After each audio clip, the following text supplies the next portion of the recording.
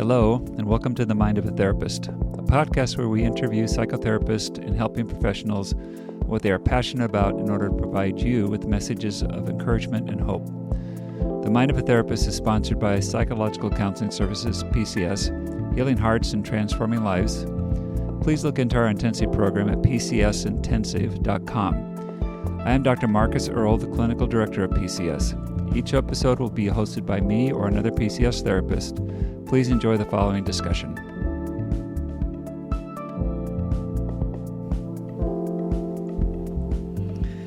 Hello, this is Dr. Marcus Earle. I'm your host for Mind of a Therapist, and I'm sitting across from Aliza today. So, Aliza, would you introduce yourself to our listeners right now? Sure. Hi, Marcus. My name's Aliza. I am a marriage and family therapist. I've been here at PCS for almost 9 years, so it'll be 9 years this fall. And wow. So it's been a while. Yeah, it has. And she was trained correctly in marriage family therapy, rather than this master's of counselor or these psychologists. Is brilliant because that's my background too. So. I'd have to agree with you on that one. Yeah, so. it's the best. So tell us what drew you into the field. So. This is a question that I feel like we get sometimes, and right. There's a part of me that wants to say I was drawn into this field because I always had this, desire to help or do something of service. I went into college and I joined the School of Education and Social Policy with an intention of going into social policy. So I thought that this was going to be my course. I wanted to do something and be action oriented, and then I think what happened was I took a class in human development and realized I think I might be more interested in this route of this school. And then that brought me to take this class that was new at Northwestern at the time called Marriage 101. And it was a class that was put on by the graduate program, which was the school that I ended up going and getting my master's from a few years later. But in this class, I was inspired to become a couples therapist. Do you think it was the idea of, let me ask you, what was it about the class? I think it's something that we hear from our clients often here, right? We hear people say things like, oh, man, I wish that I learned this stuff in college.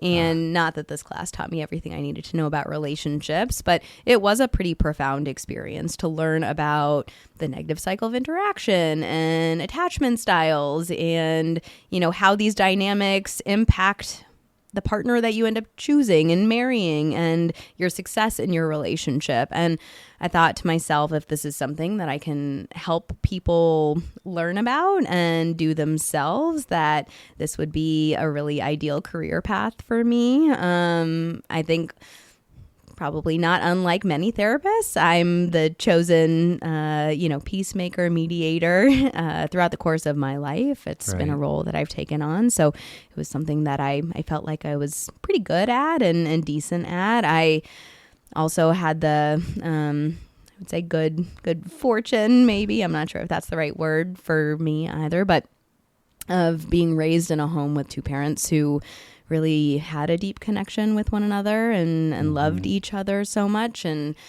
sometimes I like to say that I saw how good it could be. And that was also a huge inspiration for me to, go down the path of helping others find what I wanted myself at the time and what I saw was possible. That's great, because so often for therapists, it's what didn't happen and then looking for that or wanting it to be different. Yeah. For you going, I'm chasing, I'm inspired by what I witnessed with my parents, which is really sweet. Yeah. Yeah. So tell me what you're enjoying the most about the work that you're doing now. I think my favorite part of the work is it's being able to see the huge shifts people can make with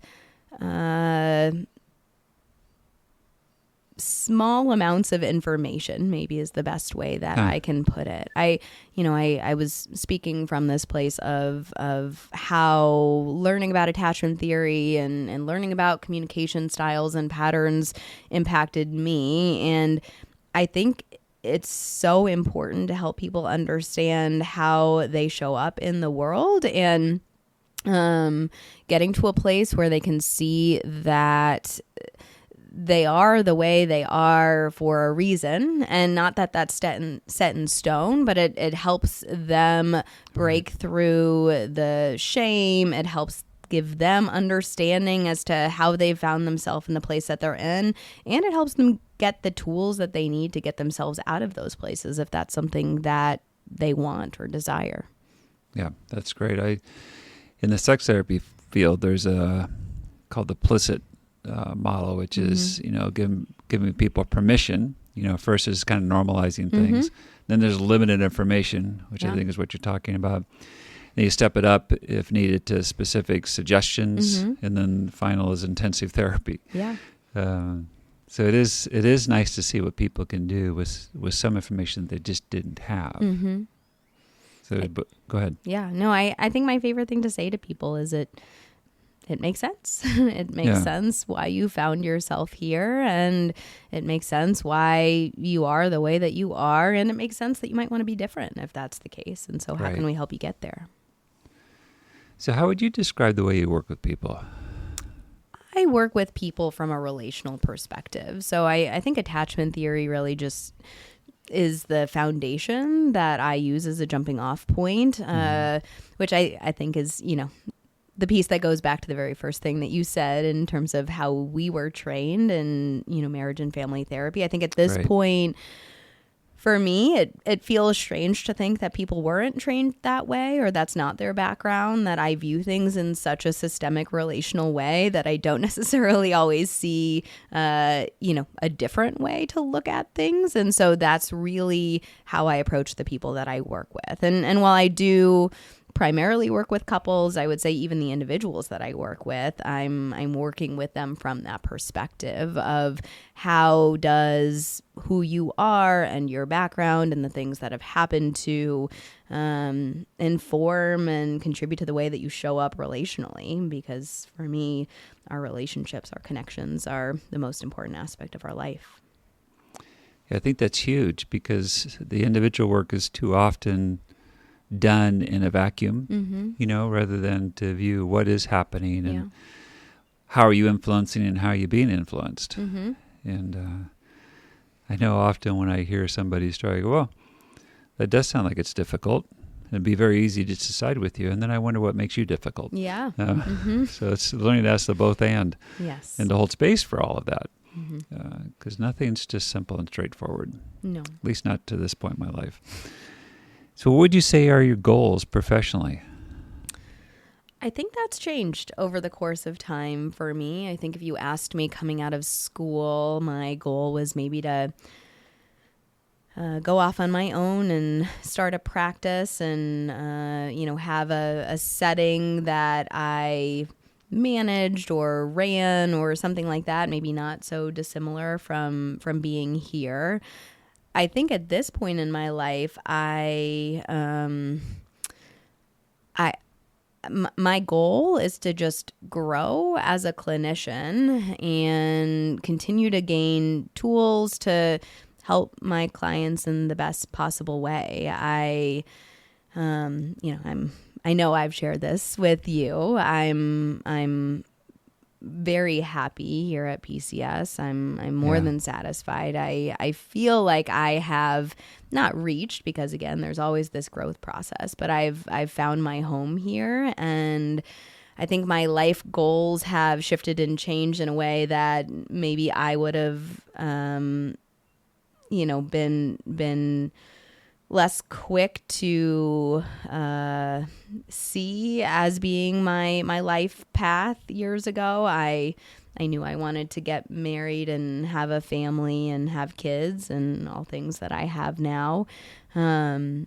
And I love the balance that I get being here. I love the balance of being able to come to work and see intensive clients and then see my local clients and then be able to go back home and have the flexibility in that sense. And so all that being said, I feel like at this point in my life, I've mostly reached the professional goals that I have for myself and want to just continue to grow in that space that I'm in. Yeah. Well, it's music to my ears because I love having you here. So Yeah, that's wonderful. And I sure like that concept of, just finding home, Mm-hmm. and I think that that's important for each of us. Yeah. Is to find that. Kind of young to have met so many professionals' goals already. So it's why I'm hesitant to say that I'm there because I am not short-sighted enough. At least I don't think I am to think that something new or something different won't come up. And yeah, I feel like opportunities have presented themselves here, like ETT training or things that I never really thought of because I didn't know what they were. And Right. so those are the things that I really want to invest my time and energy in at this point. Certainly things could change as time goes on and I have a whole lot more free time on my hands, which I don't have very much of right now. But I think that home piece is really important too. And for me, it's been part of what I think has helped me find my own sense of confidence as a clinician. When I work with my supervisees, sometimes I, talk about this sort of settling in process that happens Yes. as you just find yourself amongst your people. And I feel like I've found that and hopefully will continue to find that in places that maybe I don't expect to find it and some that I do. that would be nice. Yeah. I think that's the wonderful thing about working in a group. And what I'd hope for individual therapists in solo practice is they would find their group. Yeah.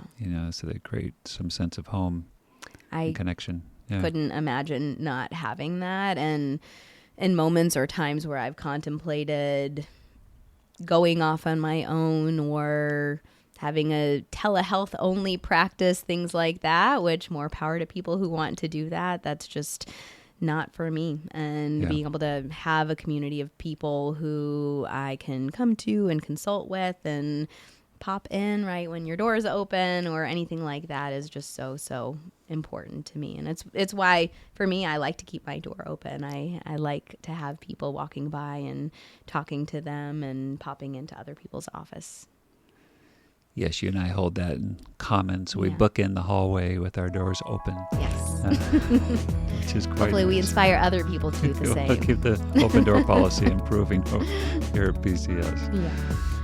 Well, thank you for taking the time. It's Thank been you. nice talking with you. Yeah, same here, Marcus. All right, bye-bye.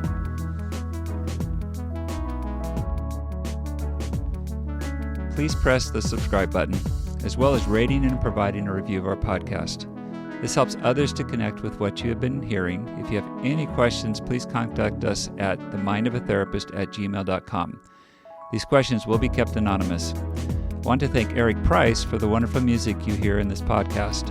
Additionally, this podcast was created to provide accurate and authoritative information on the subject matter. Although we are interviewing licensed therapists, they are not your therapist. This podcast is not intended to serve as direct medical advice and should not be used as a substitute for direct professional help. It is given with the understanding that neither the host, publisher, guest, or PCS are rendering legal, medical, or clinical professional information. If you need a professional, we encourage you to find one. Visit Psychology Today to find a licensed clinician near you.